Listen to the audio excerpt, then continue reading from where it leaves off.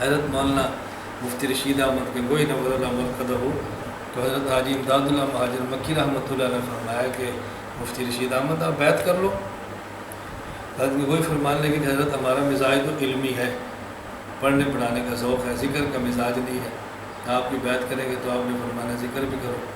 تو حضرت نے فرمایا میں نے تو نہیں کہا ذکر کرو، میں نے تو کہا بیعت کر لو، میں نے کب آپ سے کہا ذکر کرو، بس بیعت کر لو۔ حضرت گنگوئی رحمۃ اللہ علیہ تھانہ بھون تشریف لائے، اور حضرت گنگوئی رحمۃ اللہ علیہ حضرت مہاجر مکی سے بیعت ہو گئی۔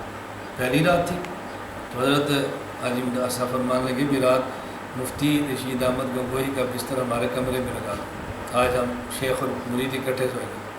ہم اکٹھے سوئے۔ بھائی صاحب جب رات کا آخری پہر ہوا تو وضو کیا، اٹھ گئے۔ اب حضرت کو حیا ہے کہ شیخ اٹھ کے تہجد پڑھ رہے اور میں سویا رہا ہوں، شیخ ذکر کرے اور میں نے کرو۔ حضرت گنگوئی رحمۃ اٹھے، ذکر کی، وضو کیا اور شیخ کے ساتھ آ گئے۔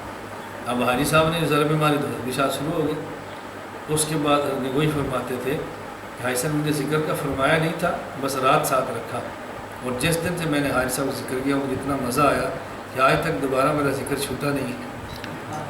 بس یہ مزہ ہم نے چکھا نہیں تھا، ہم نے پڑھنے پڑھانے والا مزہ چکھا تھا، یہ ذکر اذکار والا مزہ چکھا نہیں تھا۔ تو ذکر اذکار کے بغیر مولوی ہوتا ہے، لیکن خشک مولوی ہوتا ہے، اور جب ذکر والا تو پھر تر مولوی ہوتا ہے۔